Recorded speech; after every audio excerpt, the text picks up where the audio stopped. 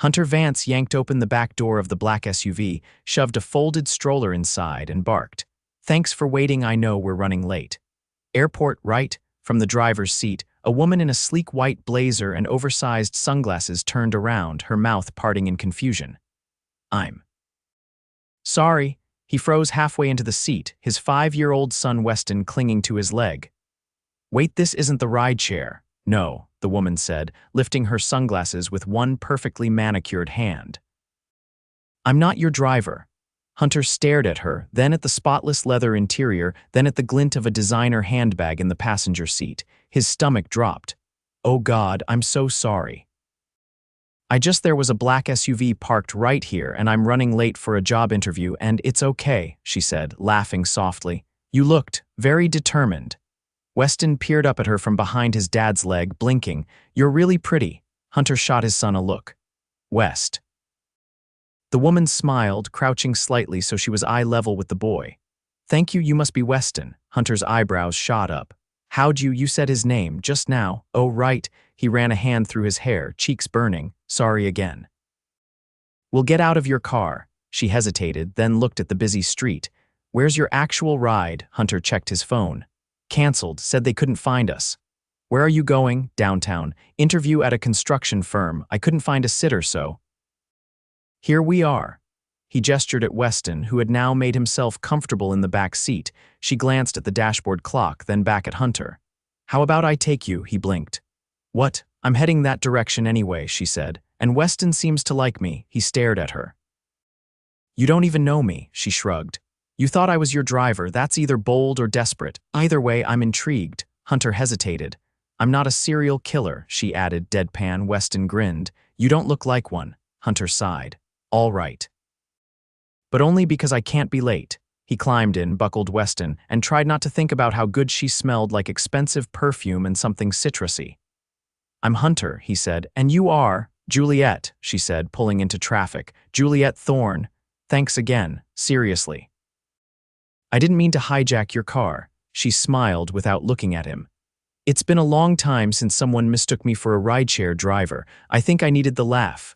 Weston piped up from the back.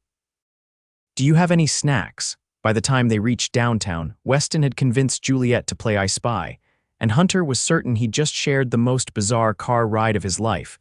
Juliette pulled to the curb outside a towering glass building. "This is it," Hunter said, unbuckling. "I don't know how to thank you." "You already did," she said. "You trusted me with your kid." He blinked at her. "Most people wouldn't offer to drive a stranger and his 5-year-old into the city." She tilted her head. "Most people don't look that stressed out and still remember to say thank you." He opened the back door and lifted Weston out, grabbing the stroller. "I owe you," he said. "Seriously." Juliette reached into her purse and handed Weston a granola bar. "Just nail that interview." Hunter looked at her for a second longer than necessary. "You sure I can't pay you back?" She smiled. "If you really want to." He waited. "Have coffee with me sometime." His brows shot up.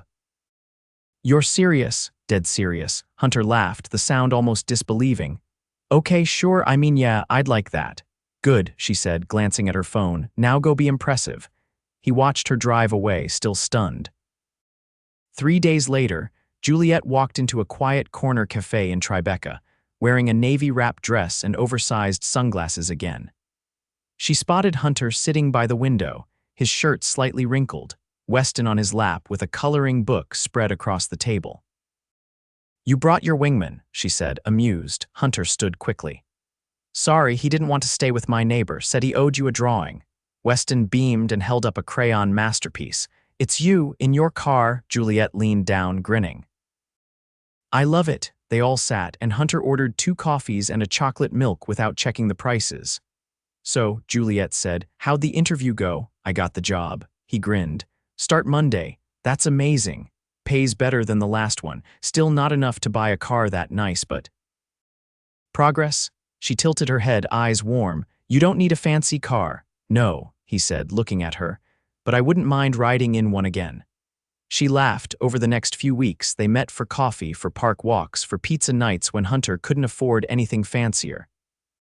Juliette never complained. She never corrected him when he assumed she worked in marketing. She just showed up with her laugh, her patience, and her growing fondness for Weston. And slowly, Hunter started to fall for her.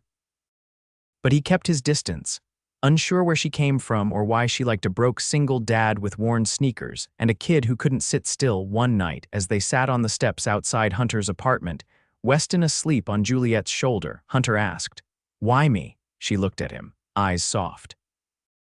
"Why not you?" He shook his head.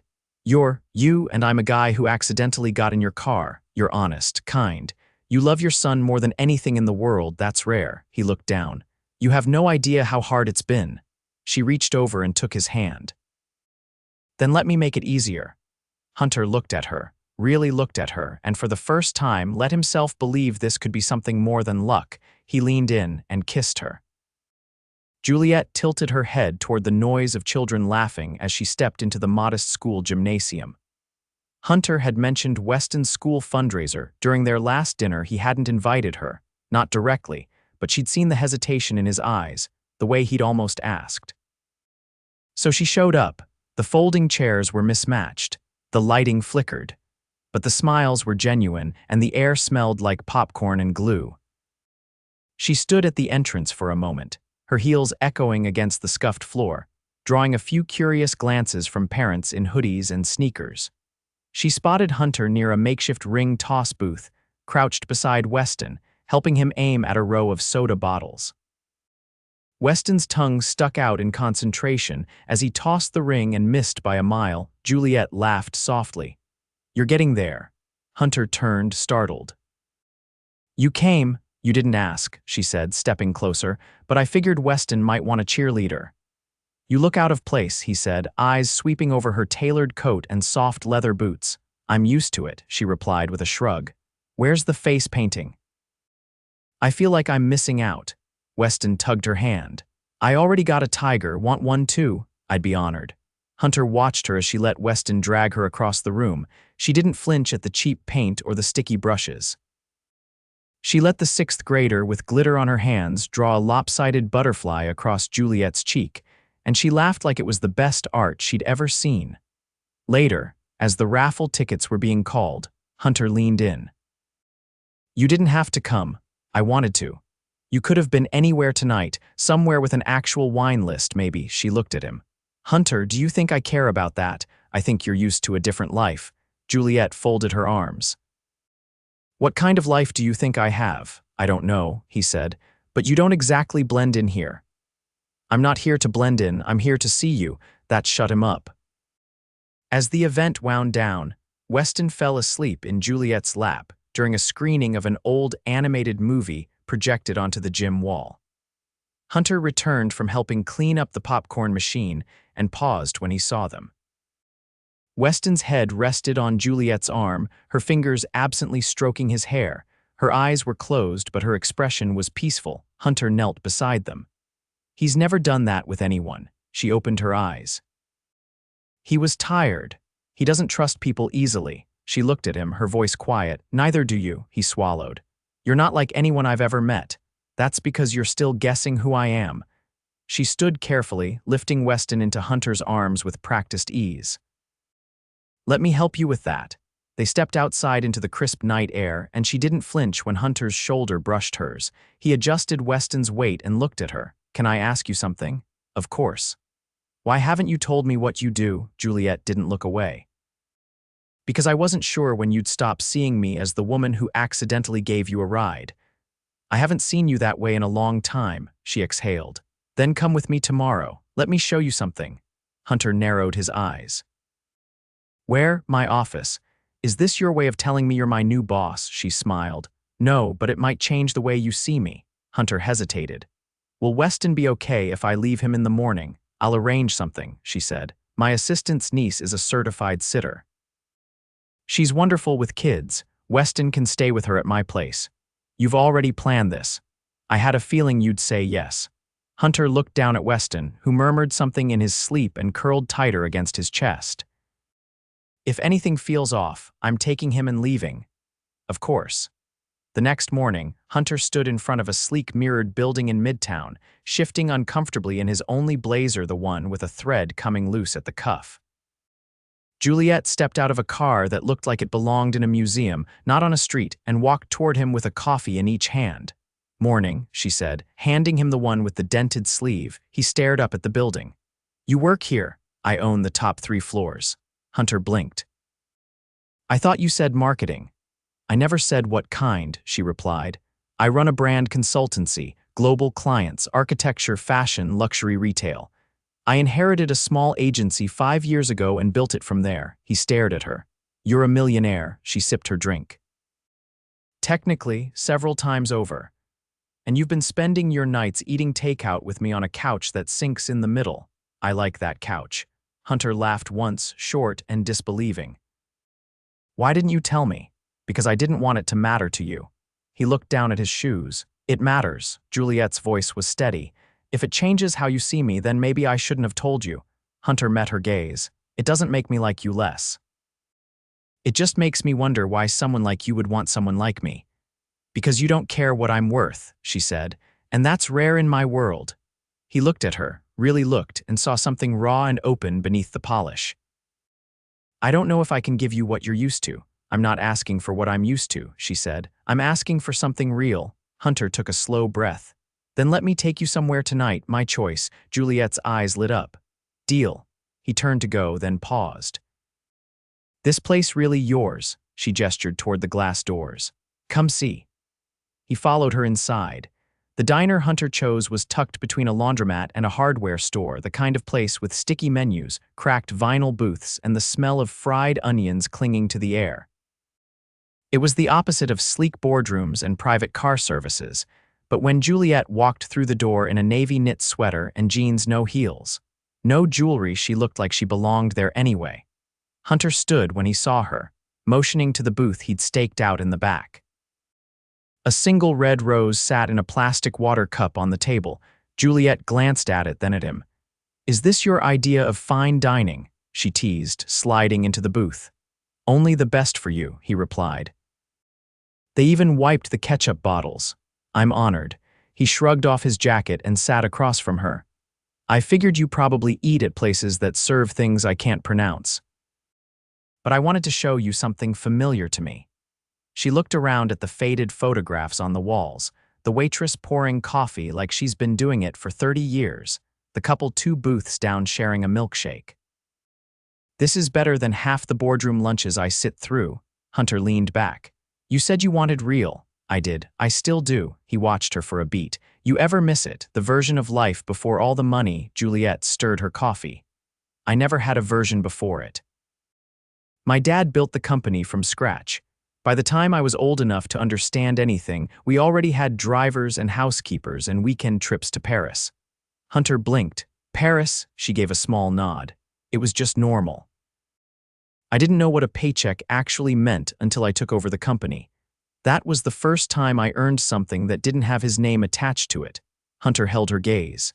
"Is that why you keep things quiet, about who you are?" "I got tired of being seen for what I had, not who I was. The second someone knows, everything shifts." "I didn't shift." "No, you were the only person I've met in years who didn't look at me like a transaction." Hunter's fingers curled around his coffee mug. "I've had people treat me like I was invisible. Like I wasn't worth a second glance because I didn't have the right clothes or the right job."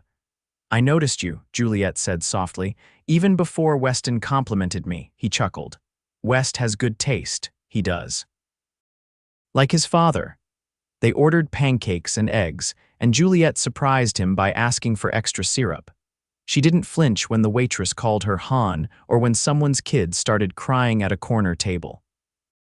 She just leaned in and listened to every word Hunter said about his new job, about the site manager who barked orders like a drill sergeant, about the way Weston had started drawing cranes and bulldozers because he thought his dad built the whole city.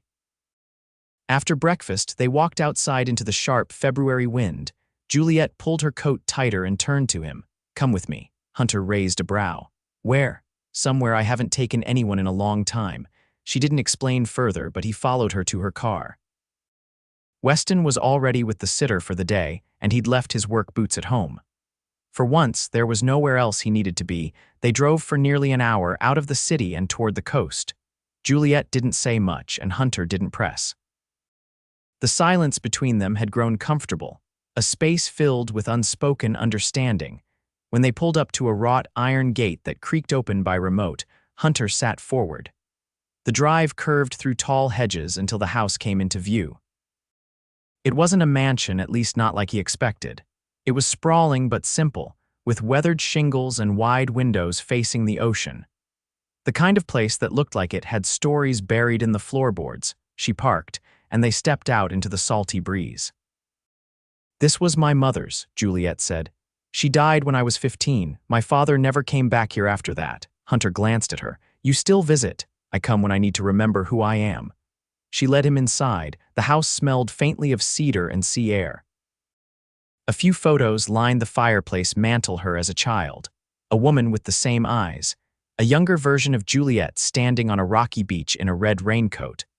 Hunter walked slowly through the living room, pausing at a window that framed the endless gray-blue horizon.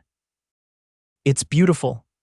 I wanted you to see it," she said, "because you're the only person I've met since I was a teenager who doesn't make me feel like I have to perform." He turned to face her. "You don't." Juliette stepped closer. "That's why I brought you here." There was a pause. Long enough for the wind to rattle the trees outside, long enough for Hunter to remember every moment they'd shared since he'd climbed into her car by mistake. "I think I'm in trouble," he said finally. Juliette's brow furrowed. "Why?" "Because I'm falling for someone who lives in a world I've never even seen before, and despite everything telling me I should run, I don't want to." She reached for his hand, her fingers threading through his. "Then don't." Hunter stared at her. "You sure?" "I've never been more sure of anything." His hand tightened around hers.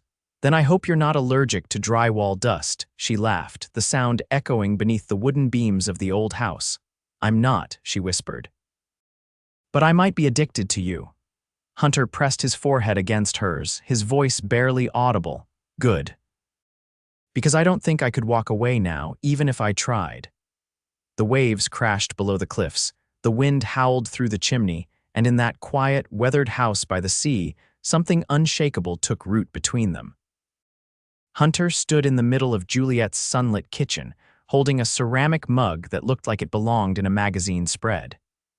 Weston was on the patio with the sitter, carefully feeding blueberries to a squirrel that had decided to trust him.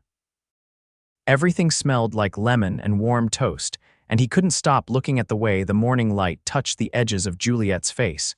She reached into the fridge and pulled out a glass container of cut fruit. "He said he wants to build a treehouse." Hunter gave a low laugh. "He's got big plans, said it needs a trapdoor and a telescope. I told him we'd draw a blueprint after breakfast. You really don't get tired of us, do you?" Juliette set the fruit down and leaned against the counter. "You make this place feel lived in again." "I didn't realize how quiet it was until you two walked in." Hunter watched her carefully. "Are you sure about this, letting us in like this into your space?" "I've never been more sure of anything," she replied, her voice steady. "You've never asked me for a thing. Not a favor, not money, not even a ride since that first day. I wasn't raised to ask for help unless I was hanging off a roof." "Then I hope you know you don't have to hang off anything to lean on me." He set the mug down. "I'm not used to that." "I know," she said. "But I'll keep reminding you." Later that afternoon, Juliette brought out a massive sketch pad and a handful of colored pencils. Weston threw himself into designing a treehouse like his life depended on it. Hunter watched from the porch swing, his arms crossed, trying to picture how any of this had happened. A woman like her, in a home like this, letting a kid cover her kitchen table with crayon plans and sticky fingers. Juliette leaned over Weston's drawing and pointed. "Is that a second ladder or a slide?" "Both," Weston said proudly. "One's for emergencies." Hunter shook his head. "You're gonna need a permit to build that thing." "Not if it's imaginary," Juliette called over. "Well, in that case, might as well add a hot tub." Weston's eyes lit up. "Can I go wild?" By sundown, the drawing included a weather station, a snack dispenser, and what Weston insisted was a zip line to the roof. Hunter folded the paper and tucked it into his jacket pocket like it was a blueprint for something real. As evening settled in, the three of them sat around the fire pit in the backyard. Weston was wrapped in a fleece blanket, half asleep against Hunter's side. Juliette passed him a marshmallow on a stick. "I haven't done this since I was a teenager," she said. "I haven't done this ever," Hunter replied. "Not like this." She looked up at him. "You've been quiet. I'm trying to hold on to what this feels like." "What does it feel like?" "Like everything I didn't know I was missing." Juliette didn't say anything for a moment. Then she reached into her coat pocket and pulled out a folded envelope. She handed it to him. "What's this?" "An offer." He opened it. Inside was a formal letterhead with his name printed at the top. The rest was a job offer, full-time, with benefits, salary that made his head spin. He looked up, stunned. "You're hiring me. I'm offering you the role of lead facilities manager for the agency's properties. It's not charity. My buildings need work. You're the only person I trust to do it right." He stared at the paper, then at her. "You really think I can pull this off?" "I think you already do. You just haven't had the backing to do it properly." He folded the paper slowly. "You know, this changes things." "It doesn't have to." Hunter stood, brushing ash from his jeans. He walked a few paces away, then turned back. "If I take this, I need to earn it. Not because I'm with you, not because Weston likes you, but because you believe I can. I wouldn't have offered it otherwise." He nodded, the decision settling in his chest like something solid. "Then I accept." She stood, crossed the space between them, and wrapped her arms around his waist. "I want you in my life, Hunter. That includes Weston. That includes all of it. The hard days, the early mornings, the school projects, the scraped knees, the bills. I'm not asking for perfect. I'm asking for real." He pulled her close, burying his face in her hair.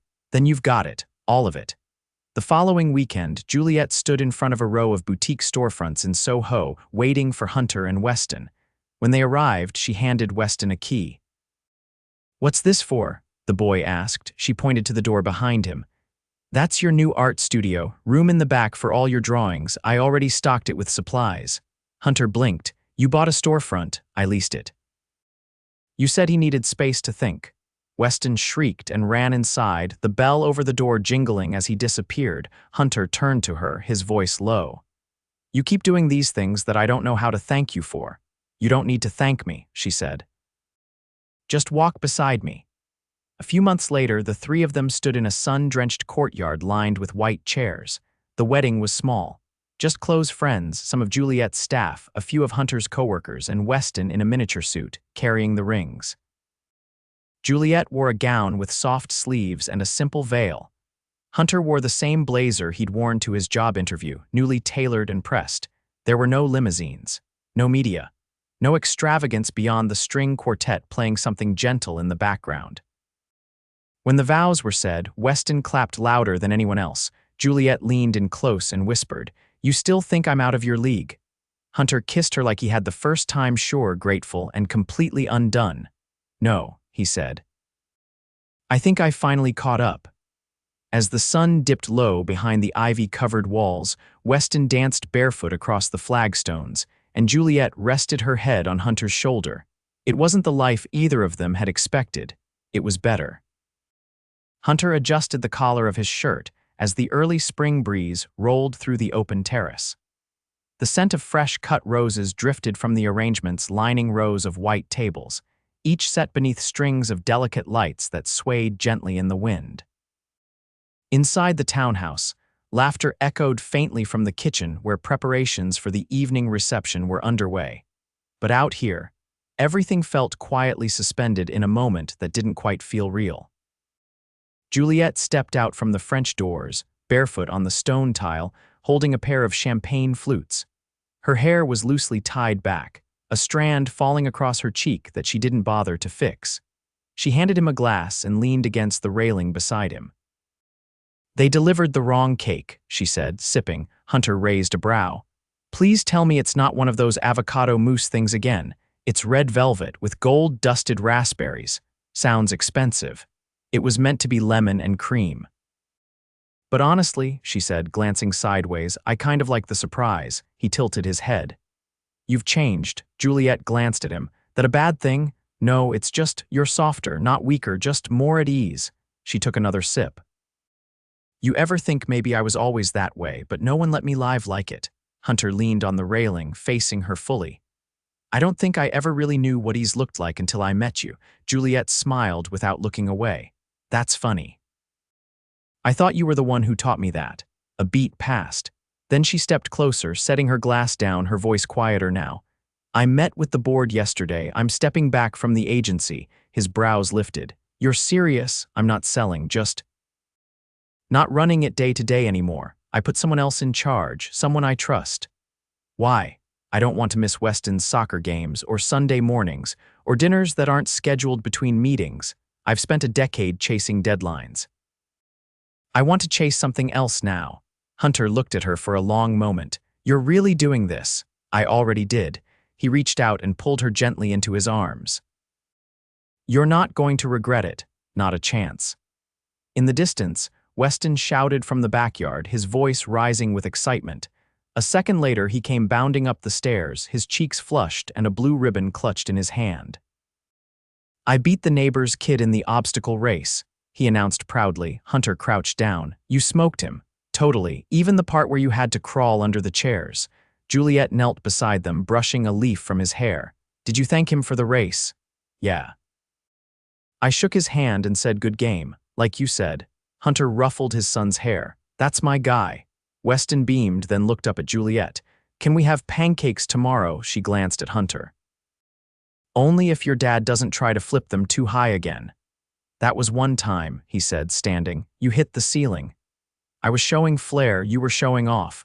Weston interrupted, tugging at Juliette's sleeve. Can we make a big one? Like as big as my face, Juliette laughed. Deal?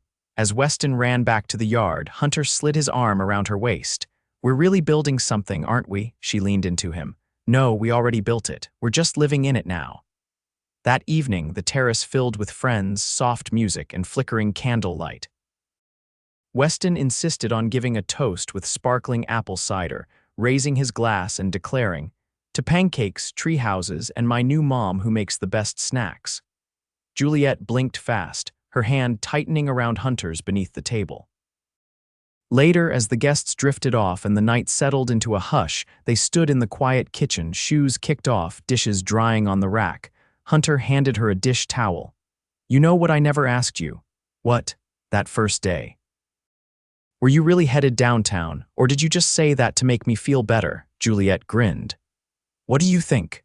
I think I got in the wrong car and somehow ended up in the right life. She leaned against the counter, arms around his waist. Maybe fate drives a black SUV. He pulled her closer. I'm just glad I didn't wait for another ride. They kissed, slow and certain, surrounded by the comforting clutter of their shared life.